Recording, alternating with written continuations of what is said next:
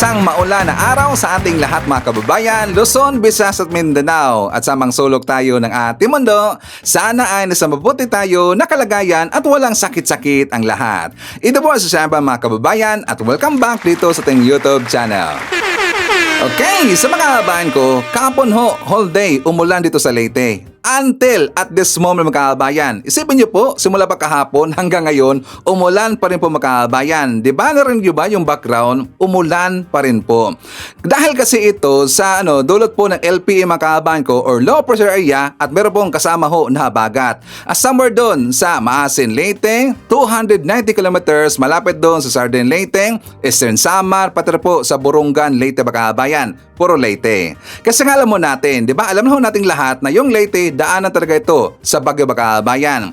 So kahapon, until now, umulan pa rin po. Kaya nga kami na po ay medyo natakot ng konti Bakabayan. Kasi nga doon po sa laging sinasabi sa inyo na intro or entrance dito po sa aming lugar, tumaas na po yung tubig Bakabayan. So sana wala ng bagyo. Hassle talaga kapag bagyo eh. Pero kapag mayroong bagyo, happy po yung mga bata.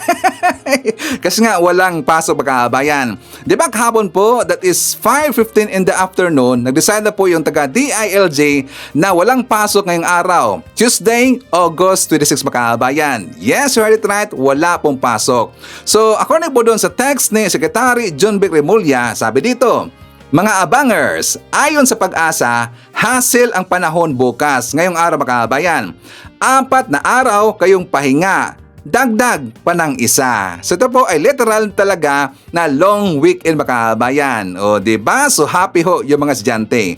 So dito po sa listahan, ibinigay po ng taga DILG Bakabayan na walang pasok. Sabi dito, DILG inanunsyo na walang pasok ang lahat ng antas sa public at private schools at mga tanggapan ng gobyerno sa mga sumusunod na lugar bukas o ngayong araw Bakabayan. So dito po sa listahan, nandito po yung Metro Manila, Aurora, Quezon, sa Rizal, Laguna, Camarines Norte, Camarines Sur, Albay, Sorsogon, Catanduanes, Masbate, Northern Samar, Eastern Samar, Leyte at saka yung Southern Leyte Bakabayan. O di ba kapag bagyo yung pag-uusapan or even yung LPA Bakabayan, hindi talaga mawala sa listahan yung Leyte. O di ba? Always present ang Leyte kapag bagyo Bakabayan. So ito po yung good news sa mga estudyante kasi nga walang pasok. Pero siyempre, ito po'y hassle. Siyempre sa mga mayroong trabaho, lalo na kapag magsasaka Bakabayan. Di ba yung mga farmers, mga mangingisda, or saan man na mga saan mang lugar na meron pong mga tao at saka meron pong mga pananim Bakabayan, talagang hassle ito, di ba? Dahil siyempre, sa tubig, malulubog po sa baha at saka sa tubig yung kanilang pananim Bakabayan. So very, very hassle.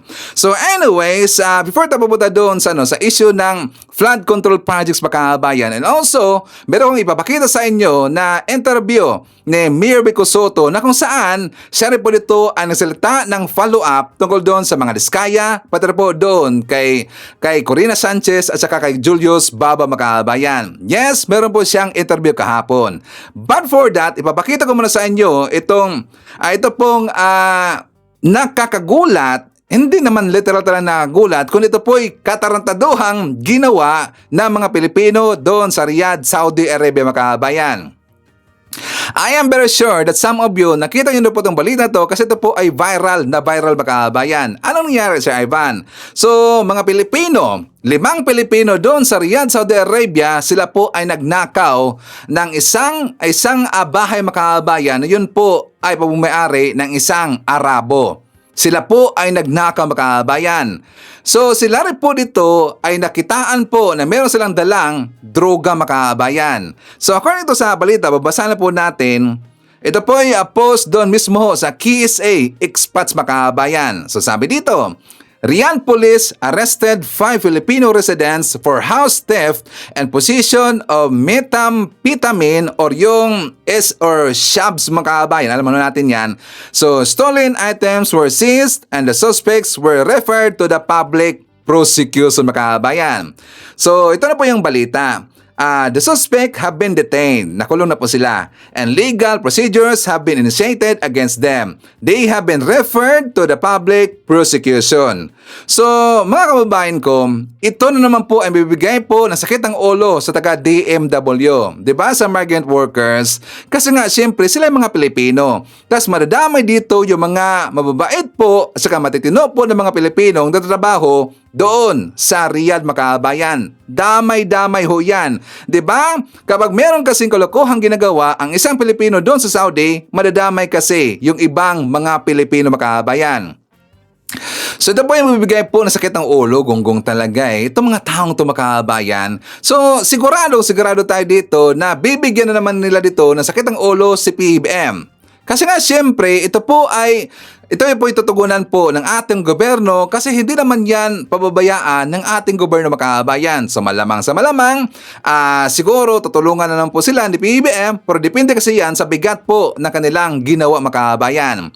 So Sir Ivan, ano ba ang mangyayari sa kanila? So according dito po sa rules kasi sa polisiya ng Riyadh, Saudi Arabia, kapag ikaw po ay magnanakaw, ikaw po ay magnakaw at saka depende po sa bigat po ng klaseng pagnanakaw, mga kababayan, lalo na ikaw po ay nakitaan po ng shabu, mga kababayan, puputulan ka ng kamay, right hand, mga kababayan. 'Di ba? Alam mo yan ng mga Pilipino nandun po sa Saudi, mga kababayan, kapag ikaw ay magnakaw, puputulan ka ng kamay sa right hand. Meron pong parusa, mga kababayan, na yung latigo, 300 yata na latigo yung, mga kababayan, if I'm not mistaken. So in public, dyan po sa publiko, ikaw po ay lalatiguhin, mga kababayan.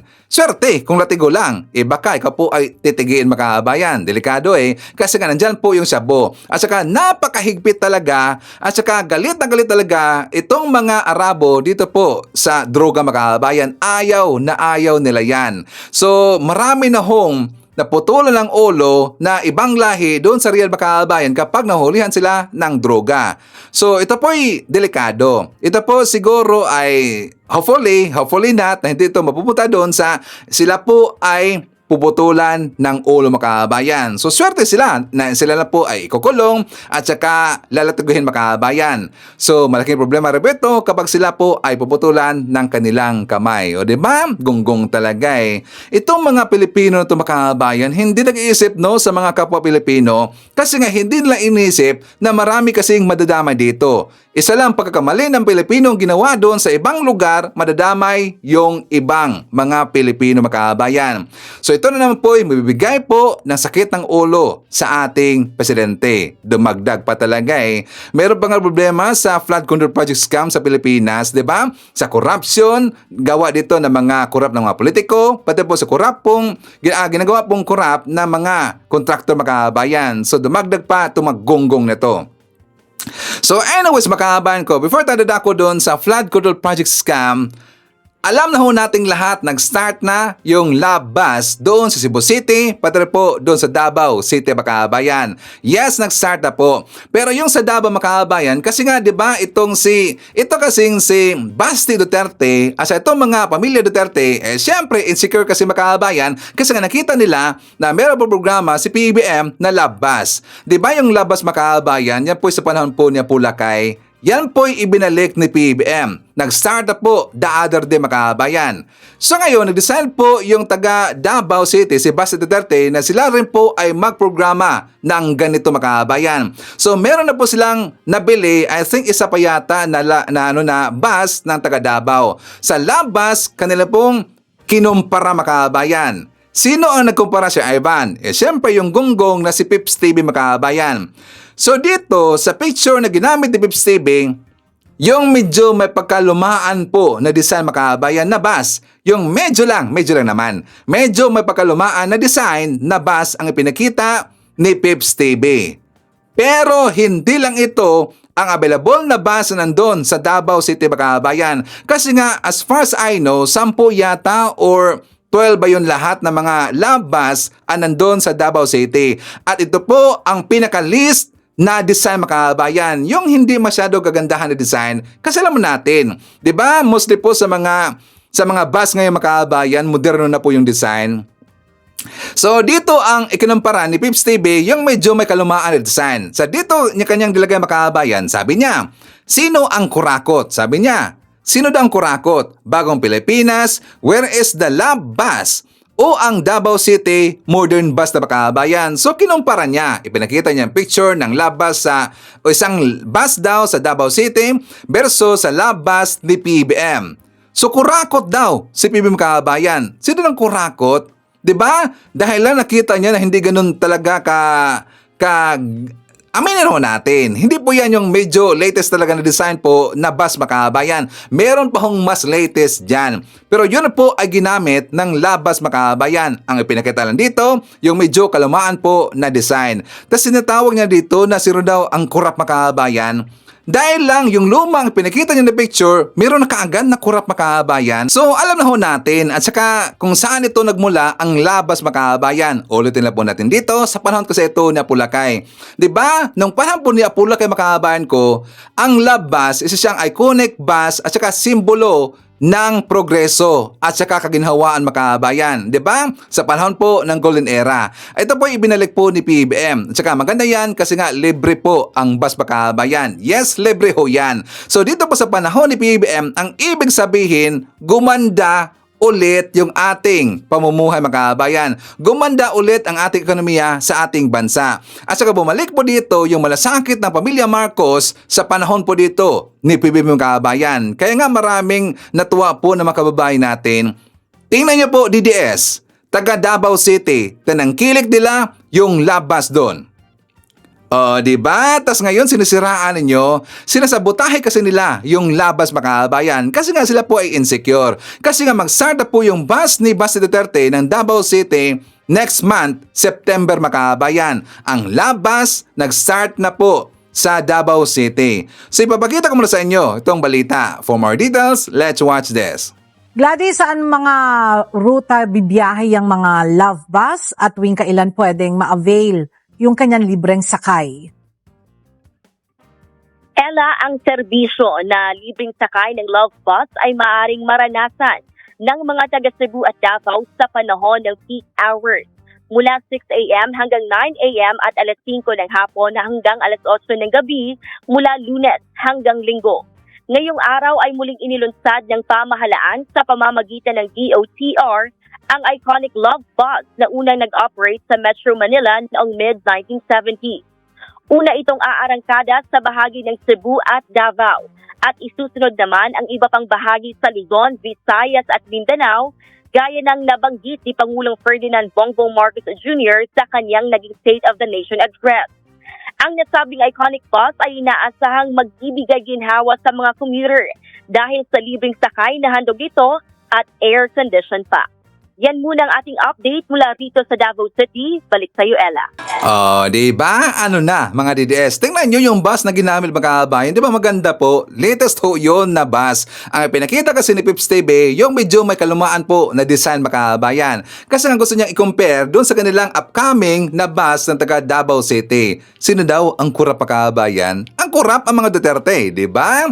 Kung kurap pa si PBM, wala pong ganyan na programa mga kabayan. Ito po ay ibig sabihin, ito ay simbolo po ng progreso ng ating bansa, kaginhawaan ngayon sa ating ekonomiya sa panahon po ni PBM. Di ba? So good job po sa Marcos administration. So anyways, makabayan ko, ipapakita ko muna sa inyo itong ipinakalat na video ng mga DDS tungkol dito kay PNP Chief General Torre. Meron ba si Ivan? Yes, meron po. Meron sila itong isinagawa na demolition job dito kay Torre Makabayan. I am very sure na nakita nyo po yung post ng DDS kasi nga viral na viral Makabayan. Pero itong itong video na ito Makabayan, ito po ay 2 weeks ago, celebration ito, event doon sa Tugigaraw.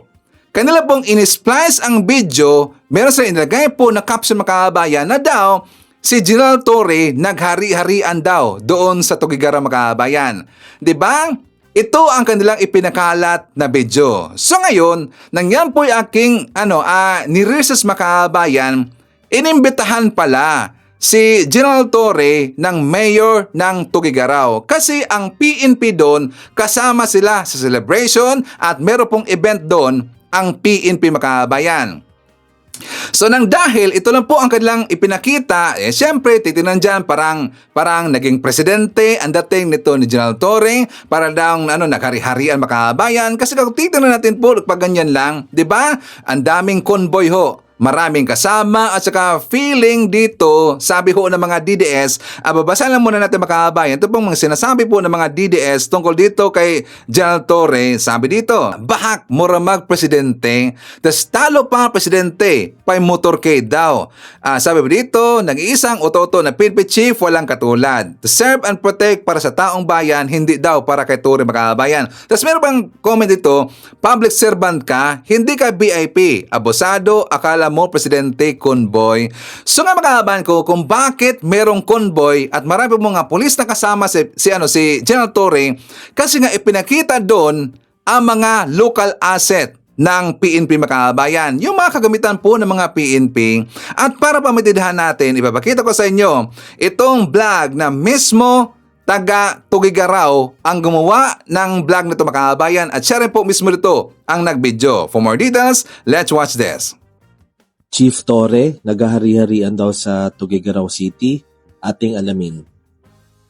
So, dito po sa part 1, may mga misinformation po or fake news at sinasabi nila na nagmimistulang VIP daw si Chief Torre or naghahari-harian sa kalsada at nag-cause pa ng traffic.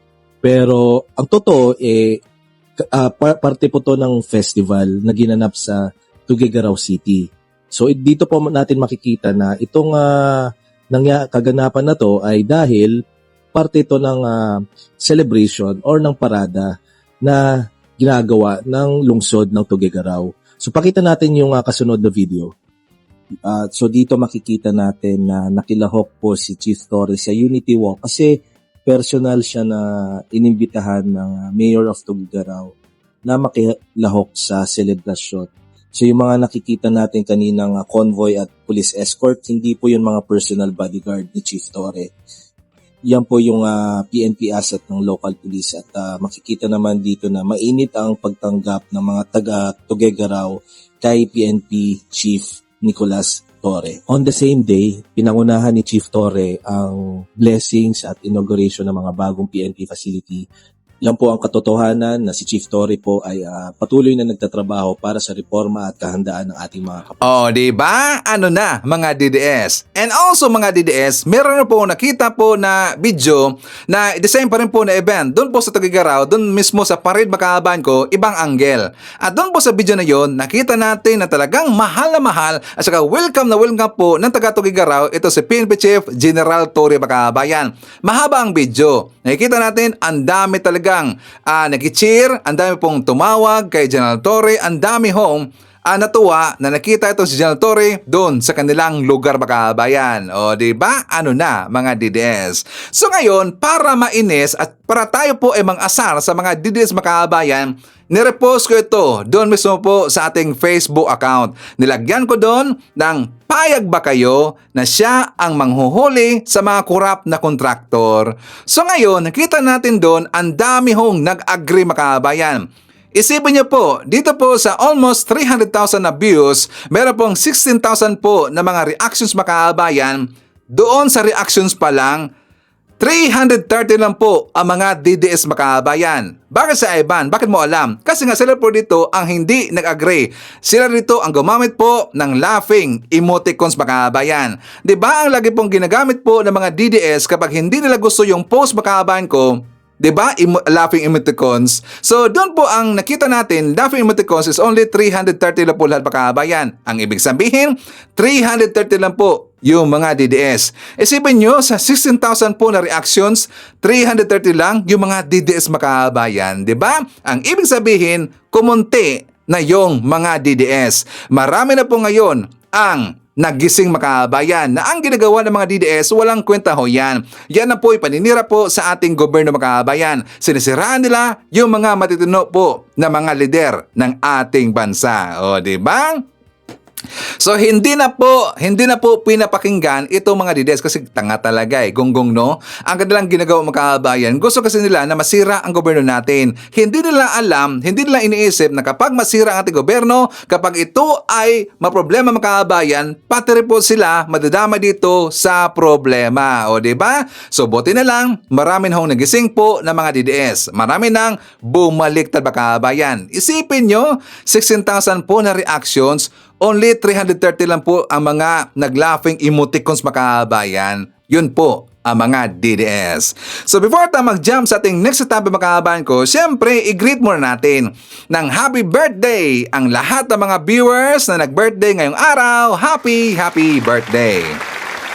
At syempre, hindi lang kakalimutan, i-shoutout natin ating mga pinalangga na mga legends, ang mga senior citizens. Hello po, kumusta ang lahat? At syempre, pasalamatan natin ang mga viewers na nag-like and also ang mga nag-shares ng ating vlogs mga kabayan. So thank you so much at God bless po sa ating lahat. And also, i-acknowledge natin ating mga viewers na may maraming comment dyan sa baba sa ating comment section, ang ating pong top 5 commenters. Nandyan po sa ating listahan, ang nanguna si Sam Pagita. Mayroon siyang 36 na mga comments. Nandyan rin si Jean Mirafuentes. Mayroon siyang 33 na mga comments. Lito Bongalan. Mayroon siyang 12 na mga comments. Nandyan rin si Zach Tamundong. Mayroon siyang 10 na mga comments. And Luzana Nerpio. Mayroon siyang 9 lahat na mga comments. Okay? At syempre, i-greet natin ating mga suki, mga early birds. Yun ang una sa pag-comment dyan sa baba sa ating comment section. Nandyan sila nanguna si Remy Nofel, si Riza Force. Nandyan rin si Luzana Narpio, Jocelyn Flores, Anes Aligre, Miles Valdez, Norma Antido. Kasama rin natin si Gina G, Robin Gorospi. Nandyan rin si M.E.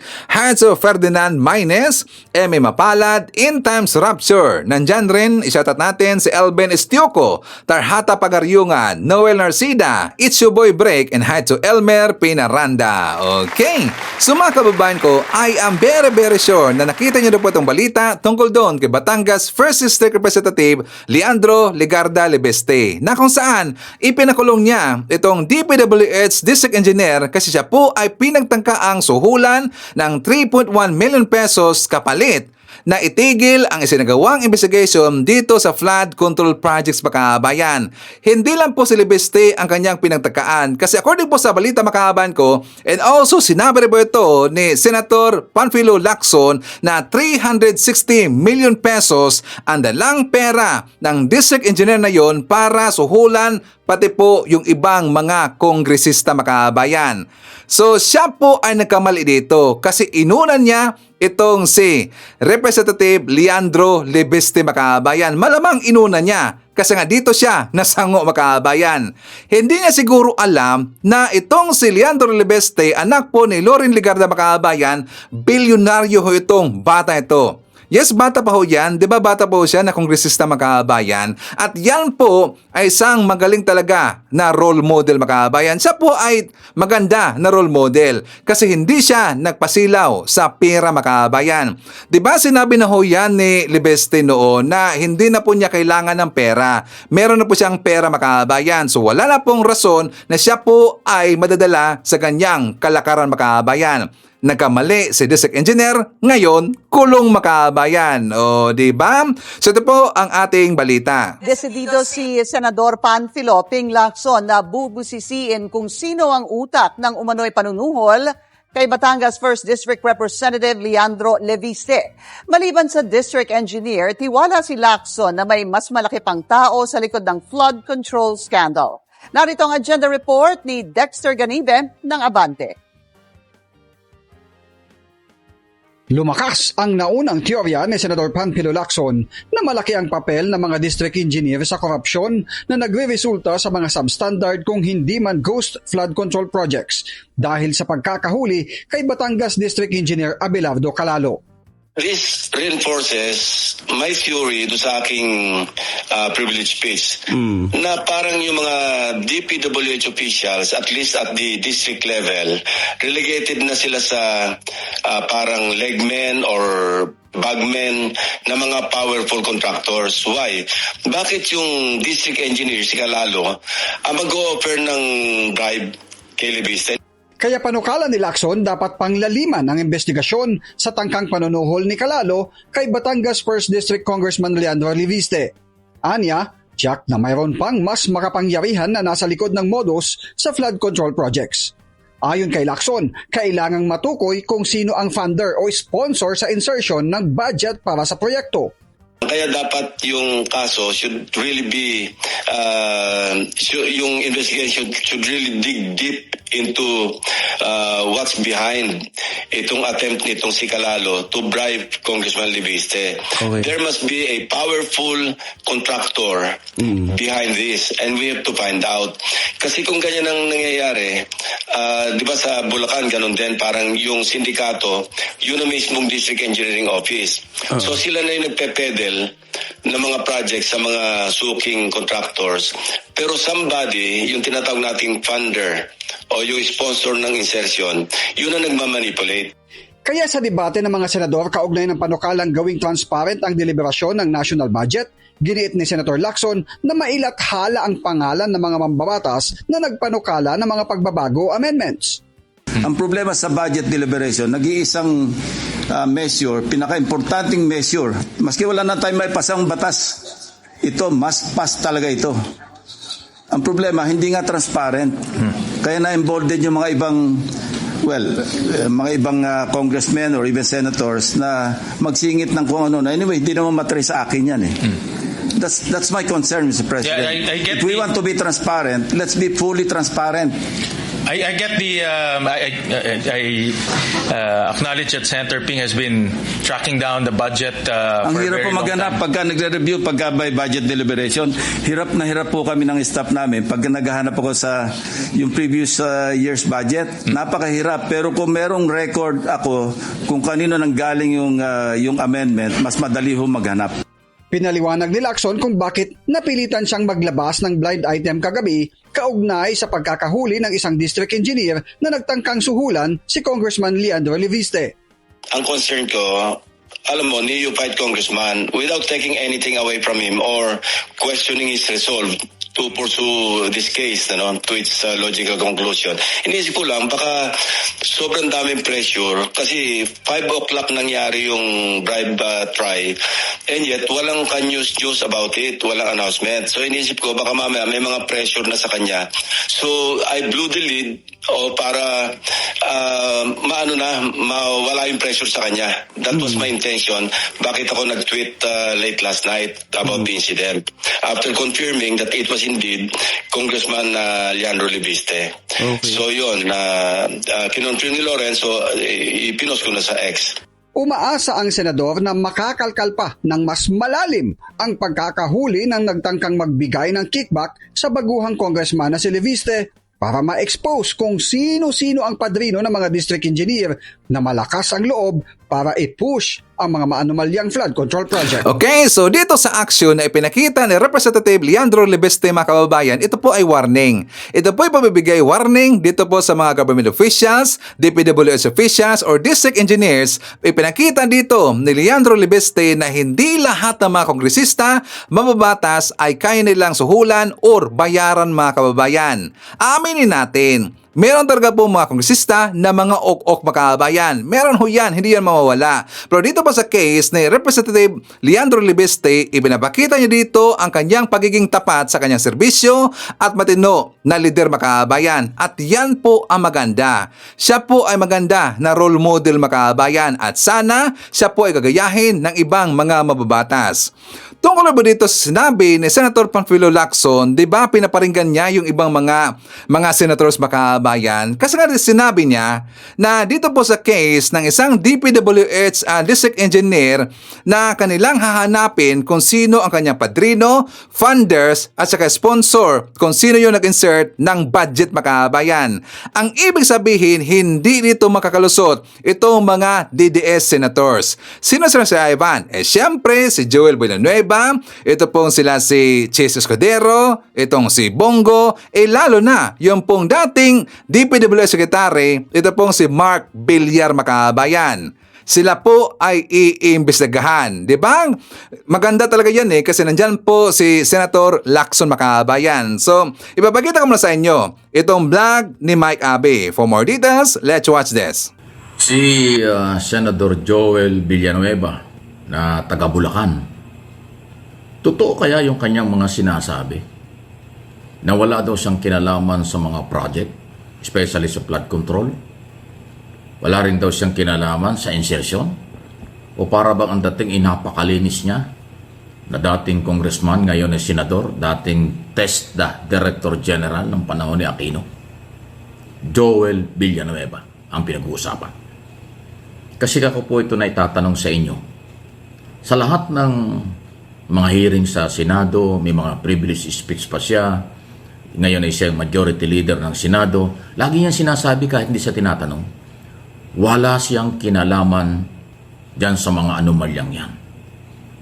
Napakalinis niya. Ang dating napakalinis niya. Doon sa Blue Ribbon hearing na ginawa ng isang linggo, tinanong pa niya yung Public Works Secretary na si Bunuan, Secretary, tumawag ba ako sa iyo? Ako ba'y nag-follow up ng mga project? Bakit mo tinatanong yon?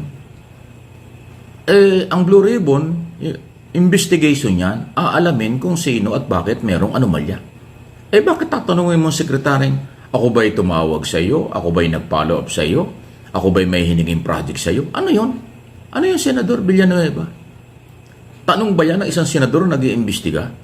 Para sa akin bilang mamamayag ng ilang dekada na at political vlogger, hindi yan trabaho ng isang senador na nag-iimbestiga. Dapat tanungin mo yung Public Works Secretary, sino ang mga tumatawag sa iyo? Sino ang mga sangkot sa anomalyang ito? Flood control project. Huwag mong isalba ang sarili mo. Huwag mong ipagdiinang wala kang kinalaman. Hayaan mo ang magsabi ay yung nag-iimbestigang malinis ka. Hayaan mo ang magsabi ay yung ibang taong ikaw ay matino at magaling ka. Huwag mong buhatin ang iyong sariling wala kang alam. Natatandaan ko nung pumutok yung Napoles issue, nabanggit ang pangalan mo dun. Hindi ko nga alam kung natapos na ba yung kasong yun. Alam ko, nakarating sa ombudsman yun Ano bang nangyari doon, Senador Villanueva? Huwag mong gamitin yung pagiging senador mo para isalba mo ang sarili mo. Ang sinabi ni Senator Ping Lacson, insertion, singit na budget ang pinanggalingan ng project at yung ghost project sa flood control. Ay sino ba ang may kinalaman sa insertion? Hindi ko sinabing ikaw yun. Pero nung talakayin ang budget, itong 2025 budget na nagkaroon ng insertion at nagkaroon ng anomalya, ano bang posisyon mo sa Senado? Di ba majority leader ka na rin yata nun? Kung di ako nagkakamali. Senador ka na nun. Ay senador at congressman ang nasa likod ng insertion. Hindi ko sinabi, Senador Villanueva, ikaw ay nagsingit. Hindi ko rin naman sinabing ikaw ay involved. Ang sinasabi ko lang dito, huwag kang maghugas kamay. Huwag mong ipagdiinang wala kang kinalaman. Wala naman nagbibintang sa iyo May nagsabi ba na ikaw ay corrupt? May nagsabi ba na ikaw ay sangkot? Wala naman Ay bakit lahat ng mga salita mo sa plenaryo, sa public hearing, sa interview mo sa media, press conference kung kinakailangan ginawa mo, puro paglilinis ng sarili mo ang ginagawa mo. Ano yon? Bakit, sir? Guilty ka ba? Tanong lang. Ulitin ko. Bakit, sir? Guilty ka ba? Kasi ako naniniwala, pag malinis ang konsensya, wala kang ginawang mali o labag sa batas. Hindi mo kailangang gawin ang ganyan na maging defensive or laging pinagtatanggol ang sarili. Dapat relax ka lang. Kung wala kang kinalaman, relax lang. Pero bakit hindi ka nakaka-relax? Bakit parang nanggagaliitik at nanggigigil ka? Meron ka bang kinatatakutan? Meron ka bang inaabangan? Meron ka bang tinatakot na sektor o grupo para hindi ka isabi? Nagtatanong lang, Senador Villanueva. Sino ka nga ba? Ano ba ang pinanggalingan mo? Ha? Bakit ganyan ang dating ng iyong mga tanong, paliwanag, at mga sinasabi sa harap ng publiko, sa plenaryo, sa public hearing, at sa media? Inuulit ko. Nagtatanong lang po. Okay? Ano pong inyong masasabi dyan? Ha? Mga followers, subscriber natin sa buong mundo. Okay? Ingat lang po kayong lahat sa inyong mga ginagawa. Ano naman ito? Si Sara Duterte, mayroong banat na naman. Amoy alak daw si Pangulong Marcos. Ay baka may hangover. Di naman bawal uminom ang presidente.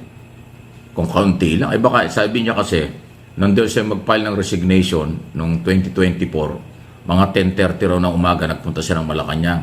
Nakipagbeso-beso pa raw ang Pangulo na siya magpaalam. Inaamoy daw niya amoy alak. O di siguro uminom ng gabi. Natural. Baka nung magpunta ka sa Malacanang, ang presidente hindi pa nakakapag-toothbrush, hindi pa nakakaligo. Nagpunta ka ng ganong oras, biglaan yung pagpunta mo dahil nagpaalam ka nun, di ba? Nag-resign si Sara nun Kaya siya nagpunta ng ganong oras. Baka uminom ng gabi. Bawal bang uminom ang presidente? Hindi naman. Wala namang batas na nagbabawal uminom ang presidente. Ang pag-inom ng alak o kung ano mang nakakalasing, hindi pinagbabawal kahit kanino. Although pinagbabawal ng doktor yan dahil hindi na maganda sa kalusugan. Meron mang batas na nagbabawal uminom ang presidente? Wala. Ngayon, kung yan ay 10:30 ng umaga ay amoy alak, ay baka nga uminom ng gabi. Hindi pa baka ha-over lang yon. Hindi yun ibig sabihin maghapong umiinom. Hindi ibig sabihin nun walang ginagawa dahil uminom. Kalokohan yon. Yan ay pure na paninira lang. Pero ang tanong, Sara Duterte, Vice President, bakit ngayon mo lang sinasabi ito? Ang tagal mo na nag-resign 2024 pa lang. Mahigit ng 1 taon kasi June yata yun o July. Mga ganon. After 1 year, tsaka mo lang sinabi ito, amoy alak ang Pangulo. Ano ang ibig sabihin nun? Ako bilang isang tao, bilang isang Pilipino, bilang mamamahayag at political blogger, wala ako nakikitang mali na ang isang tao ay amoy alak. Kasi wala namang nagbabawal. Walang batas na bawal uminom ang presidente. Bawal yan kung wala kang gagawin kung puro inom. Bawal yan kung wala kang ginagawa, puro happy hour lang. Ay, hindi naman Gabit araw ang Pangulo nagtatrabaho. Ikot ng ikot sa buong bansa. Hindi po ako spokesman ng Malacanang. Pinaninindigan ko lang yung aking nalalaman at isinisir ko lang sa inyo. Tama ba ako o mali? Mayroon bang batas na nagbabawal uminom ng alak? Ang isang Pangulo ng bansa? Wala. Kung uminom ito ng gabi, hindi pa nakapaligo, baka kaya may alak na makipagbeso-beso. Pero bakit nilabas ito ni Sara ngayon after 1 year? Ibig sabihin galit siya. Sinisiraan si Pangulo. Wala na kayong materialis ng paninira. Lahat na lang ginawa ng inyong pamilya para siraan si Pangulong Marcos. Ngayon, alak naman. Mababaw yan. Hindi yung ground for impeachment ang alak. Si Erap, na people power ron kasi puro alak talaga yun. Magdamaga ng inom. Kumagising kalahating araw na. Walang ginagawa, puro inuman. Yun ang naging issue kay Pero walang nagsabing bawal uminom. Ito kay Presidente, amoy alak, hindi mo naman nakita ang uminom So, pure na paninira lang ang ginawa ni Sara. Okay, so dahil na pag-usapan ni Mike Abe, ito si Sara Duterte, mga kababayan ko, pag-uusapan natin si Sara. Kasi meron kong nakita na video na nakakatawa talaga tungkol dito kay Sara, mga kababayan. Kung gaano ka-busy ho ang ating Presidente si PBBM sa pag-inspeksyon dito sa mga project ng DPWH, sa ghost projects, at saka dito rin po sa pag-ibisiga sa mga corrupt na mga official at saka mga contractors, mga kababayan, at kung gaano rin po ka-busy ang ating mga matitino na mga senator senators at saka kongresista, ganito rin po kabisi sa walang kwentang ginagawa ang ating Vice Presidente makabayan. Anong ginawa niya si Ivan? Nag-vlog lang naman, nandun siya sa ibang lugar makabayan ko, at nang meron siyang nakita na brand ng isang clothing makabayan na pangalan po ay Sandro, abay ginawa pa na sorpresa makabayan. Ito ang kanyang vlog. Anak, sama na. Sama ni guys. Tanawan ninyo guys, ha? Tagaan ta mo og surprise guys, ha? Ready na mo? Ready na? Ready na mo sa surprise? Surprise! Yan. Ayan pa, another surprise! Sinto! Di ba gunggong talaga eh? Yan lang ba ang trabaho ni Sara Makabayan? Naglibot-libot lang all over the world. Di ba puro lang lakwat siya? Puro lang punta sa iba't ibang lugar para lang mag-rally Makabayan. At nang meron siya nakita na brand ng clothing na Sandro Makabayan, surprise! Di ba? So alam mo natin kung sino ang kanyang pinaparinggan ng Makabayan. Di ba? Sino ang kanyang pinatutungkulan? Si Congressman Sandro Marcos. Di ba? Inasar niya si Sandro Marcos Makabayan. Pero kung i-compare natin si Sara Duterte dito kay Congressman Sandro Marcos Makabayan, ang layo talaga. Sara Duterte, napakalayo mo dito kay Congressman Sandro Marcos. Kahit compare natin ang kanilang mga speech Makabayan, kahit compare natin ang kanilang mga ambush interviews, Sandro Marcos versus Sara Duterte, ang layo talaga ni Sara Duterte. Diba, DDS? Si Sara parang sinto-sinto yan kung sumagot sa mga ambush interview. Si Sandro Marcos, kitang-kita ho ang kanya pagiging professional Makabayan. Diba, DDS? Correct if I'm wrong. Gonggong talaga eh. Ganyan ba ang gusto ninyo na maging presidente sa 2028? Dapat dyan, ikulong na yan sa mental hospital, di ba? So, kasama rin natin, nandiyan po si Jose Felizardo, JC Kim, Evangeline Sanchez, Haitsu Marilyn Ortiguero, nandiyan rin po si Ana Ruby Reyes, Nino Piramo, Aurora David, Luis Gabuyo, nandiyan rin si Lorna Villanueva, Shirley Risman, Haitsu Abby Smith, at shoutout daw kay Linlin Lumagi from Camp Vicente Lim, Laguna. Nandiyan rin si Munez Borromeo, Phil Macabato, hi to Ashen. I-shoutout natin si Lito Bungalan at sa Bungalan family from Barangay Kupang, Muntinlupa City, Manila. Hi to Tony De Los Reyes. Nandiyan rin po si Riza Rivera from Cebu City. Okay. So mga kababayan ko, ibabakita ko sa inyo ang interview kay Mayor Vico Soto dito kay Models of Manila or Mark Santos Gamboa Makabayan. Ang ganda po ng kanilang topics. Sinagot dito ni Mayor Vico Soto yung tungkol doon sa dalawang journalist, pati po doon sa pamilya Diskaya Makabayan. For more details, let's watch this.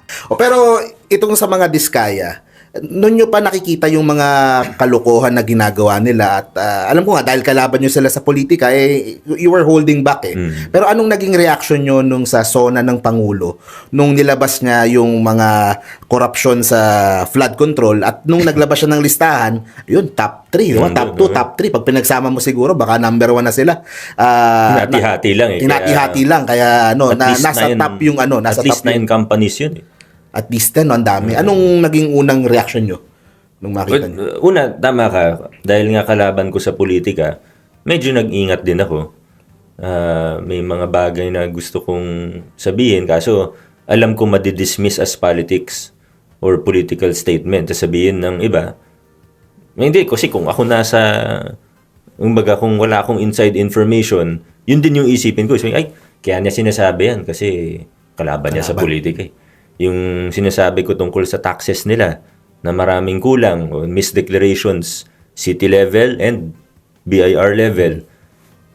Kung sinabi ko yun ng campaign period, isipin ng iba political Kaya nag-antay ako. Sabi ko, sige, hindi, okay lang. Basta magsisipag ako sa campaign. Siyempre, hindi man maiwasan sa politika. May konting jab-jab, kumbaga. Pero yung mga, kumbaga, hindi ko ginamit bala ko sa campaign period. Hindi ko sinabi lahat ng alam ko tungkol sa kanila nung campaign period. Basta nag-focus lang kami kung ano yung game plan, kung ano yung mensahe sa tao. Hindi ko ginamit sa totoo yung mga bala ko laban sa kanila nung campaign period. Pero ngayon, gaya ng sabi mo, Pangulo na nagsasalita galit. Hindi natin nakikitang galit yung Pangulo, pero talagang galit siya sa Galit, mga ano. yes. Kailangan samantalahin natin yung pagkakataon na habang Pangulo mismo ang nakatingin, expose na natin to. Todo na to, kumbaga. Hindi na, kailangan may managot. At sa akin, sa dulo, yan yung minsan kasi tayo mga Pilipino, it can be good or bad, pero minsan hindi tayo, mababait tayo eh. So, Mabilis in a magpatawad. way, it's good, pero may aspeto din na hindi siya maganda kasi hindi tayo masyadong confrontational din, di ba? Pagka galit ka sa workmate mo, di mo naman siya kumprontahin eh. Paparinig ka, isiraan mo siya behind this. May ganun tayong, di naman sa nilalahat natin, pero aminin natin, di ba? May konting ganun tendency tayo. Hindi tayo confrontational. Pero sa larangan ng governance, sa paggogobyerno, sa government natin, sa ating pamahalaan, ito na siguro yung tamang panahon na maging confrontational tayo. At hindi lang dahil gusto nating mag-ingay, hindi dahil gusto natin gumawa ng issue, hindi dahil sa ano pa man, pero kailangan may managot para hindi na maulit. Kasi kung alam mo yung mga gumagawa ng hindi maganda, makakapalang muka. Hindi, depende rin kasi kung saan nanggagaling eh. Ibig ko sabihin, baka ma-misinterpret yung sinasabi ko. Ibig ko sabihin, yung pagnanakaw kasi, yung corruption sa pamahalaan, nagsisimula yan sa maliit lang naman eh. Yung mga nakikita natin ngayon na may ghost project na worth billions, may substandard, yung kumikickback o nagbibigay ng kickback na umaabot sa million-billion, di naman yan nagsimula na may billion peso project kaagad. Nagsimula yan, baka kumupit lang yan ng 100 pesos kung saan. Hindi, wala naman malaki kaagad eh. Lagi ko nga sinasabi, everything good or bad that is big starts with something small. The big things of tomorrow start with little things today, good or bad. Kaya simulan na natin, ayusin natin.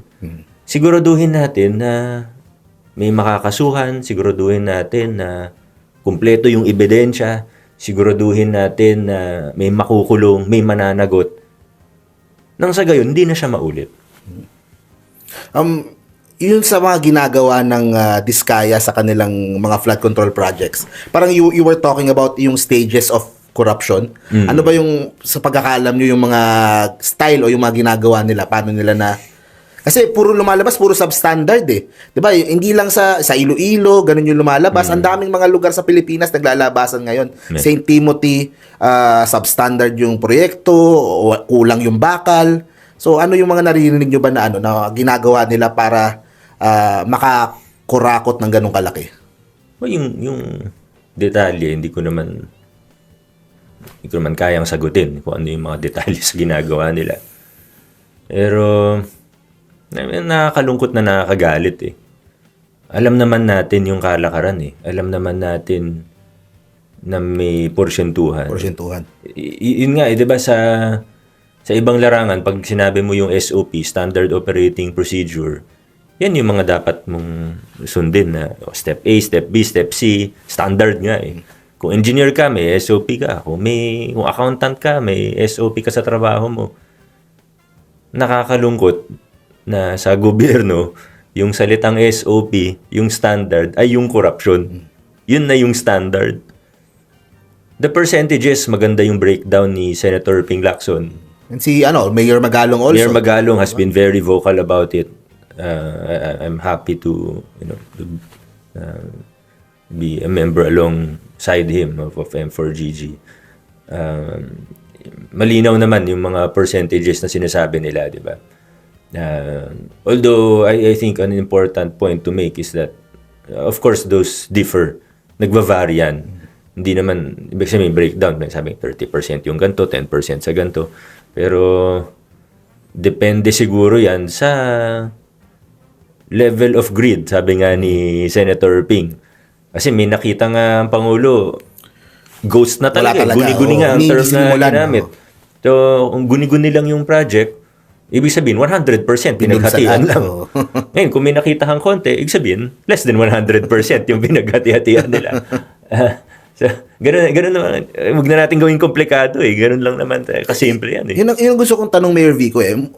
Siyempre, iimbestigahan nyo ngayon. Pero moving forward, paano ba natin maisasaayos itong mga contractor natin? Itong sistema ng pagbibid, yung sistema ng pagpili ng contractor, on a national scale din. Paano bang mainam kaya? Well, before the national scale, sa amin, sa LGU, confident ako sabihin na medyo naayos namin. Yung malalaking forms of corruption talagang na-wipe out na simply by following the law. So, strictly speaking, minsan nga ang criticism na sa amin ng ibang contractor ngayon, masyadong mahigpit daw. To some extent, I agree. Dahil sobra kaming by the book, minsan, walang nagka-qualify, nadidelay. Yun naman yung downside nun. Diba? Yun yung downside. Sobrang higpit mo. Pero, sa palagay ko, kinailangan namin gawin yun kasi gusto namin safeguard yung pera ng taong bayan. Gusto namin masanay din yung mga opisina namin na, strictly speaking, sumusunod sa batas, by the book, para sa susunod, mas madali na rin. Sa susunod, mas maayos na. So, kumbaga, siguro may birthing pains or whatever you might want to call it. Mahirap talaga sa umpisa. Pero konting tiyaga lang, aayos at aayos din naman yan kung ginagawa mo yung tama. Pagdating naman sa national projects, ang isa sa gagawin namin ngayon, tutulong kami sa national, tutulong kami sa presidente na mag-imbestiga. Sa akin, ang pinakamalaking pinakakailangan natin bilang isang bayan para matigil to lahat. Opinion ko lang to pero para sa akin, kailangan wag natin siyang tanggapin. As simple as that. Wag natin siyang tanggapin, maging kadiri siya sa mata ng tao. Hindi siya yung, hindi, gano'n naman talaga. Di ba, tanggap natin eh. Pag may darating na politiko, expected natin maganda yung sasakyan eh. Hindi ko sinasabing pag maganda yung sasakyan, automatic. Hindi naman ganun yun. Di ba? Hindi naman automatic corrupt yan. Pero bakit may ganun tayong expectation? Bakit sinasabi nga, di ba? Pag gantong sasakyan, sa politiko yan. Or parang expected natin na sobrang yaman ng lahat ng politiko. We have accepted it. Again, kung mayaman naman siya sa ibang negosyante siya, hindi masama yun. Pero ang masama kung saan nanggagaling. So, kailangan hindi natin siya tanggapin. Ngayon naman, on a more practical level, ano yung steps na kailangan natin gawin para hindi na siya maging katanggap-tanggap? Isa na dyan, yung sabi ko nga paulit-ulit, kailangan may managot. So kami, sa Pasig, ang gagawin namin, tutulungan namin ng national, tutulungan namin ng presidente sa fact-finding, may isa lang kaming request.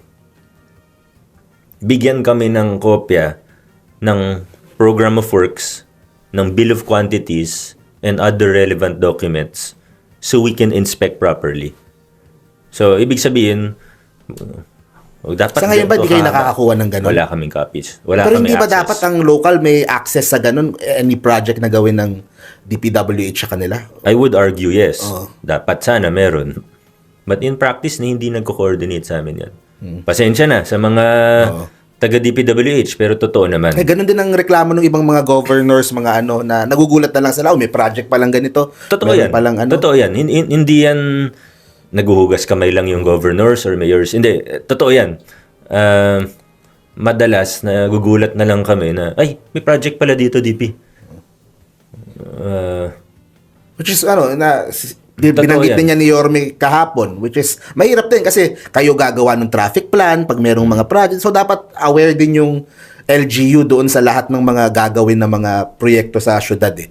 Ako, Mayor, meron din akong iniisip na suggestion din eh. For lahat ng mga contractors, for example, ng mga malalaking projects ng DPWH, parang at the very least yung transparency, kung magkaroon man sila ng mga Facebook page, kung saan lahat ng mga proyekto nila, doon sila mag-update, ito yung mga ginagawa namin, ito yung nasa ganitong stage na kami, nasa halfway na kami, ito yung maganda nga siguro yung may-ari din and yung mga financials kasi wala ka naman dapat itatago eh. Kung proyekto ng, 'di ba? Kung proyekto ng gobyerno, kung proyekto para sa taong bayan, hindi mo dapat tinatago yung mga ginagawa. At the very least baka executive order lang pwede nang iano ng pangulo 'yun eh. O, lahat ng mga contractor, i-post nyo sa Facebook lahat ng ginagawa nyo.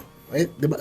Agree ako doon at gaya nga ng sabi mo, kung wala ka namang tinatago, kung maayos naman yung proseso mo, edi kumbaga, kung ayaw mong maging transparent, huwag kang mag-ano sa gobyerno. Nakabuklat, walang problema, di ba? Yun yung sinusubukan din namin gawin. Pero, yun nga, request namin sa DPWH, siguro through an FOI request, pero hingi kami tulong talaga sa presidente, sa secretaries, kasi ngayon, may nakita kami, actually kahapon lang, ano bang date ngayon? Kasi baka, August 23 ngayon. So, kahapon, August 22, Friday, bago ako umalis ng opisina, may pinakita sa akin yung isang staff ko na tiningnan niya yung sumbong sa Pangulo website. So, meron daw doon mga Pasig projects or projects within Pasig. Yung iba, sa totoo, never ko pa narinig eh. O baka yung iba tapos na, o yung iba baka hindi pa na papagawa. So, sabi ko, paano natin i-inspect? Kasi nakikita ko lang, project title, location, barangay lang nakalagay minsan. And project cost. Na-map out naman namin siya. Pero ano gagawin ko sa project cost and project title? Kunyari, slope protection in ganyan. Worth, example lang 50 million. Pupunta ako doon. 50 million ba yan? Hindi man pwedeng ganun eh. Hindi pwedeng hula-hula lang tayo. Estimate lang ng ito siguro. Kailangan ko yung program of work para malaman kung ano yung scope of the project. Kung sinunod ba talaga lahat. Kailangan ko yung bill of quantities para alam ko yung detalye niya. Alam ko kung may bakal ba dapat yan? Gaano kahaba yung mga ano niyan? Ano yung dimensions? Gaano karaming semento, konkreto, lahat ng ano ba yung details niyan? Kasi baka naman sabihin ko, walang bakal. Wala pala talagang bakal. Diba? Hindi pwedeng mag-imbento. Kailangan, ano natin, ipagbangga natin, ano yung nandito, magkano yan, nandyan ba talaga? At this moment, as we speak, wala akong capability to do that.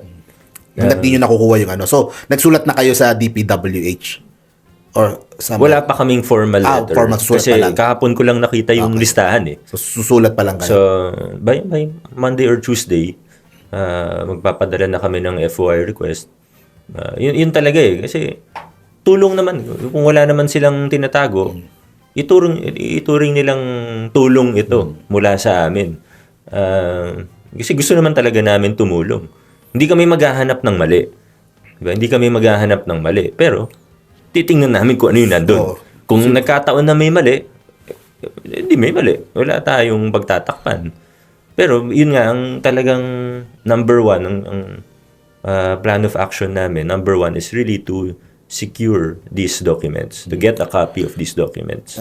Matanong ko, Mayor, paano sa tingin nyo, personal nyo lang din, pagdating sa flood control, sino ba dapat who is taking the lead pagdating sa mga flood control projects? Yung iba sinasabi, city level, yung iba, regional or MMDA, or what do you think is the best way talaga? Kahit sa Metro Manila lang siguro and sa Pasig. National and regional master plans dapat meron talaga. I've heard from some, meron daw in the works, pero as of now, wala man akong nakita. Kung wala kami nakita, might as well not exist. Kasi dapat yun, dapat pati mga local projects aligned. Kasi mamaya may gagawin kami, yun pala, may national project din doon, di namin alam. Sayang naman pera ng taong bayan, uulitin mo yung project on the same, i-demolish mo or dodoble yung gawa. Diba? So, dapat talaga may, Right now, dahil nga yun yung isa sa nakita namin na problema, at least on a city level, we're around 60+% or maybe 70% complete dun sa city level drainage and flood control master plan or flood control and drainage master plan. So pag natapos yun, papakita namin siya. May consultation din naman kami with DPWH, at least the district level. Pag natapos yun, siguro by early next year, tapos na siya. Talagang nagsusukat kami. Nagkukonsulta sa community, nagsusukat kami ng elevation. Kasi dati, ang nangyari, maraming project. Yun nga, minsan, pinagawa mo yung dito. Yung sa susunod na kalsada, magbabaha. Dahil dun sa, kasi tinaasan mo yung dito, yung katabing kalsada, yung katabing hoa. Yun naman yung So, nagdodoble yung trabaho. So, based on our master plan, and some Metro Manila cities actually have their own master plans. Hindi ko ba nakita, pero sabi nila, meron daw, which is good. So, pag natapos namin yun, sasabihin namin sa DPWH, kung may pondo kayo, kung may gagawin kayo, pili kayo sa master plan namin. Pero maganda din nga kung... Para hindi nagdo-duplicate. Ito, related pa rin dun sa, sa mga diskaya. Medyo laman ng news nitong mga nakaraang araw. Yung sa... may nasabi kasi kayo. Actually, wala naman kayong diretso sinabihan na tumanggap ka ng ganito o tumanggap ka ng 10 million. Ang nasabi nyo lang na hindi ba nila naisip na, uy, teka, ba't kaya handa to magbigay ng 10 million para lang magpa-interview sa akin? Yun lang yung sinabi nyo, why did you decide na mag-post ng ganito? Sa topic na yan, with regard to media or some media personalities or shows, sa akin, kung ano yung kailangan ko sabihin tungkol sa topic na yan, nasabi ko na. Hindi naman ako gumagawa ng issue para magpasikat eh. But, I believe that there are things that we need to talk about. Okay. And not only for media, but same for us in government. And sa amin din nga sa mga social media na vloggers eh. Exactly. Kasi ano din kami dyan, issue din sa amin yan eh. Where do you draw the line? Saan ba yung... Kasi like sinabi nyo, hindi naman siya illegal per se, pero it's unethical, 'di ba? Lalo na pag sa journalism, sa mga ethics na ganun. Mga gray areas. O may nagsasabi wala daw gray areas. Pero yun nga eh. Pero Mark, ang point ko lang dito, kung gusto natin umayos ang Pilipinas, kahit hindi siya komportable, kahit minsan parang awkward o nakakahiyang pag-usapan, again, hindi tayo confrontational madalas. Pero kung gusto nating umayos tayo, kung gusto natin mag-level up bilang isang bayan, kailangan simulan natin sa aminin natin yung problema. No? Pag-usapan natin. At the very least, kailangan magsimula tayo sa ganun. Tapos next na yung accountability, diba? Kailangan may managot. Yun na yung mga next steps. But paano ka makakarating sa punto na gumagawa ng tama ang lahat o hindi acceptable yung practices of corruption kung ayaw man lang natin pag-usapan? Siguro ang punto nyo din, Mayor, itong sa Diskaya, buti natapat sa inyo. Pero kung baka sa ibang lugar yan o sa ibang na walang ganyang platform o baka hindi kinaya yung onslaught ng mga Diskaya, di ba? Pero hindi natin masasabi. Hindi natin masasabi. Kumbaga, ito yung mga factors na sa kanya, nagpalakas sa kanya or ito yung parating ginagamit nila para yung mga corrupt na politiko para they could stay in power o para yung iba para pumasok sa politika. So, kailangan pag-usapan lahat ng aspeto din eh. Yeah. Na ito ay nakakatulong na mag-perpetuate nung sinasabi nyo ng cycle.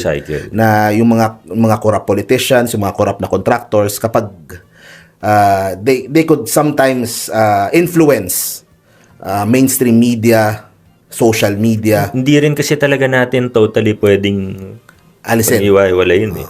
Kasi konektado lahat yan eh. Umiikot yung pera, umiikot yung... Isang malaking sistema yan eh. Na yun nga yung unti-unti dapat nating binabasag. Kasi sila, negosyo din naman sila. Yung mga mainstream media, diba? They're also a business. Kailangan din nilang kumita. Kailangan din nilang... Pero yun nga, tama yung sinabi nyo, where do we draw the line? Hanggang saan lang ba dapat? Or dapat ba may transparency? Dapat at least sinasabi man lang o ini-sponsoran kami ng ganito. So, yun ang debate na dapat pag-usapan moving forward. Pero yun, may mga may mga nagalit, may mga Siyempre, iba-ibang opinion din. May mga iba-ibang opinion din. I mean, nagalit na taga-media na kung ano sinasabi. At least, ako sa akin, agree ka sa akin o hindi. Siyempre, hopefully, mas marami na agree. Pero agree ka sa akin o hindi, at least mapag-usapan. Sa akin, panalo na yun. Mapag-usapan lang natin. That's a big win already. Kasi sa totoo lang, sorry to interrupt you. Ang dami ko nang nakausap, both in politics, in media, and even other fields, na gigil din sila, pero natatakot o nahihiya silang magsalita. Siyempre, may kaibigan sila, may boss sila. So parang, ang dami nga nag-text sa akin, sa totoo lang eh. Yung mga, without mentioning names, of course. Salamat, yun, gusto naming i-bring up talaga yan, kaso wala kaming magawa. Ito, may tumawag din sa akin kanina, hindi ko na lang din may mention. Sa media din, sabi niya, bakit naman ganun si Vico? Kung may plano siya na mas mataas na pwesto sa 2028, ganyan-ganyan. Ba't niya inaawa yung media? Ganun yung eksaktong sinabi. Sinabi ko, sinabi na naman yan, wala siyang plano sa 2028. Pero tama yung kaibigan mo, kasi kung iisipin ko, politika ko, hindi ako magsasalita ng... Hindi, iniisip ko lang self-preservation o para iangat yung... Hindi ko gagawin yun, sa totoo lang. Pero sayang sa akin kasi minsan yung mga ibang sinasabi ko rin o ibang ginagawa ko, parang para sa akin, sayang yung opportunity na binigay sa akin ng Diyos at ng tao kung magbaback away lang ako pag may mga ganung pagkakataon. Samantalahin ko na yung pagkakataon. Pinag-uusapan na yung issue eh. Nagte-trending na yung mga videos. So might as well bring that topic up. Tama naman din. Ayun. Ito gusto ko lang ding bago natin iwanan yung topic ng mga diskaya. Favorite topic mo yata yan. Hindi kasi katatapos lang naman, diba? At least malaking problema yung haharapin nila sa mga susunod na buwan, di ba? So, ang nagustuhan ko lang nakita ko sa Pasig na nangyari nung nakaraang election cycle, hindi nyo hinaharangan yung mga hindi talaga. Yung mga medical mission, yung mga kasi dahil tayo vlogger din, umiikot tayo sa iba't ibang mga city, normal yung harangan. Hindi pa pagamit yung court. Hindi pa pagamit yung court. Yung mga chairman takot na makipagtulungan doon sa isang kahit na naman, medical mission o ayuda o kung nakakatulong naman doon sa mga constituents nila. Paano bang naging simple policy lang nila? Naman yung dahilan o yung thinking ko dito, Mark. Nung 2019, may mga pinangako ako. Sinabi ko sa tao na babaguhin natin ang sistema ng politika at paggugobyerno. Tatanggalin natin yung takutan. Tatanggalin natin yung palakasan.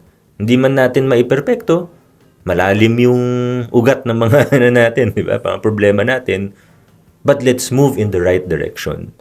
And I believe that giving people the freedom of choice, kahit na, di ba, sabi mo nga, marami kang nakikita na kahit court or venue, yung chairman o yung kapitan, pag nakitang kasama, ipit pati pondo mo. Pwede kong gawin yun, but I choose not to, even if it's more difficult, because that's what we promised in 2019. At gusto kong maging totoo sa salita ko. Gusto ko na, hindi ito hindi lip service yung sinabi natin noong 2019. Yan yung totoo. And I believe, medyo counterintuitive kasi, siyempre isipin mo, yun nga, pag kung gusto mong manalo, kung gusto mong maganda yung resulta, gagawin mo yung mga bagay na to. Kasi yan yung traditional yan yung nakasanayan natin.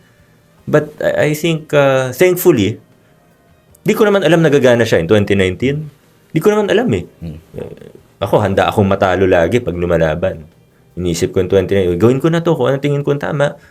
2022, baka hindi gumana. Matalo na ako, at least I tried. But, as it so happens, nakakatuwa naman kasi counterintuitively, it worked for me. And it worked for a group na dahil ganun yung ginagawa ko na sobrang iba sa tradisyonal, parang lumakas pa nga ako. Oo nga. Hindi ko rin in-expect yun. Siyempre, tutuwa din yung tao kasi ba't nyo naman naharangan nagbibigay lang ng tulong sa amin, diba? Sobrang thankful ko sa mga Pasigenyo at kahit sa mga hindi taga-Pasig kasi ganun nga yung nangyari. Kasi 2019, sinabihan na ako ng ibang traditional na kailangan ganito gawin mo. Pag may kalaban ka, ganito. So, syempre, bilang baguhan, medyo naniniwala din ako kasi mga batikan yung ano. But again, nakakatuwa lang. Diba? Nakakatuwa na, ay, gumana.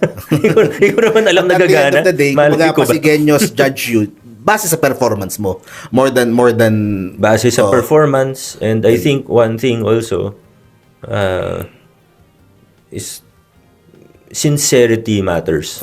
I think that's an important point to make. Kasi kita ng tao kung pwede mong ipeke ng konti eh. You can fake it for so long, but eventually makikita ng tao kung ano yung tunay na kulay mo. Hindi ka naman pwede magkunwari, sa amin 9 years na gano'n. Lalabas at lalabas yung katotohanan. At least that's what I believe.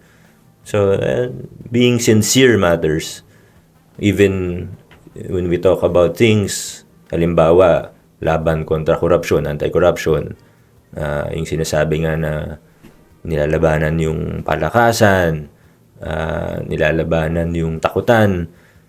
Kung lip service lang yan, eventually may kita ng tao, hindi naman yan yung ginagawa mo. Pero kung totoo ka, sincere, at balik-ta rin mo ang mundo, yan pa rin yun. Nakikita yun ng tao. Ayun, yun. So lastly, Mayor Vico, last 2 questions na lang. Of course, the next 3 years, nasabi mo nga, meron ka pa mga gustong ma-accomplish and pero what is your plan after 2028? I'm sure parating tinatanong sa inyo. And you said na dun sa isang nyo na wala kang plano to run after this 2028. Pero what do you see ba? Where does Vico Soto go after 2028? Pag nagpaplano kasi ako hanggang next week lang eh. Okay. Pwede ako mag-imbento ng sagot pero sa totoo hindi ko alam. Yeah. Okay. Sige. And finally, last question. Ito, pinatulong lang isang kaibigan ko din. Parating na lang na nakikita yung sa cellphone. Parating nagiging issue yung sa pinangkukuha nyo ng video minsan. Bakit? Hindi ko rin alam. Hindi ko rin alam. Maayos naman yung cellphone. Baka hindi lang ako marunong kumuha ng video. Yun lang naman yung ano. Yung iba, sabi okay lang naman. Hindi rin kasi ako mahilig talaga sa mga latest na Hindi naman sa wala akong pambili. May pambili naman ako ng cellphone. Hindi lang siya priority para sa akin. So, pag nasira yung phone ko, dun lang. Hirap kaya maglilipat ka ng contacts, mag-update ka ng apps mo. So ako hanggat umagana yung phone ko, hindi ko siya pinapalitan. Tapos yung normal lang. Okay. Sige. Thank you very much, Mayor Vico. Pero hindi pangit yan, maganda yan. Maganda yan. Kayo ang may mali sa mata. Yun ang ano dyan. Kayo ang may mali sa mata, ayusin nyo yan. Maganda yung video ni Mayor Vico. Wag kayo. So thank you very much, Mayor Vico. Appreciate ko sobra. And laking bagay, of course, lalo na first episode dito sa ating podcast. Thank you very much. And thank you, Mark. Salamat. Sinabi ko nung 2019, nandun sa mga videos ko, sabi ko, itong si Mayor Vico, nakikitaan ko na he is the future of Philippine politics, hopefully. At 6 years on ngayon, masasabi kong hindi ako nagkamali. And you didn't let the Pasigeños down. Kaya I'm very thankful. I appreciate it. Buo yung suporta namin kung ano man yung maging plano mo this last term and moving forward. Malaking bagay yun sa akin yung sinasabi mo, Mark, lalo na para sa nanggagaling sa isang tao na nakasubaybay mula 2019. Yeah, maraming salamat. More power sa yung bagong podcast. Okay, so kasama rin natin si Gorgonia Angala, Testo Maliwan, nandyan rin si Abraham Yanet, Trinidad Lozano, Wayne Morales, Miggy Boom, Lerma Angulo, nandyan rin si Nenita Umale, Gracia Santiago, Luisito Niedo from Bukidnon, Hatso Vida Cardona, Alice Flores Madayag from Moscow, Belma Reyes, nandyan rin si Mila Eleonor Casaneto Hernandez, hi kay Milagros Castanito, she's watching from Umingan, Pangasinan. Nandyan rin si Lolo Benito, Yam Oraleb, Hilda Modisto, Jeco Jerry Cabreros, Pia Bandonel from Sison, Pangasinan. Nandyan rin si Elmer Pinaranda, Hilda Baldobino Pita, Juliet Sanakawa, Feli Islaba Judan. Nandyan rin si Melds Lebiran, Roro Sikira, Annabel Hoson, Sally Abuan Mills. Shoutout natin, nandyan po si Johanna Toiler, Ramos Duldulaw Estrella, Teresito Lu, Yolanda Talay, Nelson Caravana, Sunya Hasigawa, Merna Borromeo, JRN, Tolets Anyon Bungalan, kasama rin natin si Nida Ichhaka, Carling Oliveros from Davao de Oro, Lorna O. Villanueva, Ruben Basinga Salindong, Ivy Alfonso, Edwin Santos, and hi to Men's ni Yaka Nolpes. Okay, sumakaaban ko, yan natin manakalap ng mga balita ngayong araw. Kung nakaabot ka po sa portion na to, sana nakapag-like na ho tayo. Libre po ang mag-share, libre din na mag-subscribe. Again, maraming salamat sa mga viewers na hindi nag-skip ng ating mga commercials. Thank you so much. At before natin tatapusin ang ating programa ngayong araw, sana sabayan niyo si Sir Ivan para sa ating live messaging prayer. Panginoon, patawarin mo ako. Hindi ako perpekto. Ako ay makasalanan. Minsan nakakalimutan kong magdasal. Minsan nakakalimutan kong magpasalamat sa iyo. Minsan umiinit ang ulo ko. Alam kong nakikita mo ang bawat maliit na bagay na ginagawa ko. Pero salamat po dahil binigyan mo ako ng panibagong araw na magsimula. Panginoon ko, huwag mo akong iwan. Pakiusap, ikaw ang lahat sa akin. Idinadalangin ko ito sa pangalan natin Panginoong Jesucristo. Amen. So maraming salamat mga kababayan, and I hope to see you again on my next video.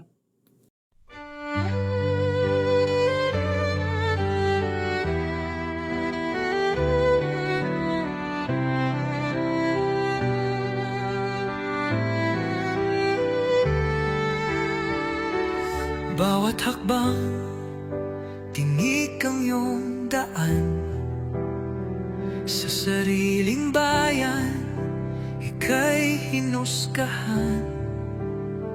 Ika'y siniraan ng ganit sa kapangyarihan. Agilang nagnakaw ng pera ng taong bayan.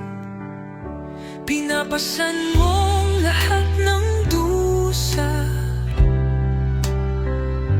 Matatag ka, hindi gaya ng iba. Ngunit kahit sugatan, kahit lumuluha, iniisip mo pa din kapakanan ng iba. Bongbong, hindi ka kailanman iiwan. Loyalistang hanggang dulo ay nandyan. Kasama mo kami sa lungkot mo at saya. Pagkat Pilipinas, ikaw ang pag-asa.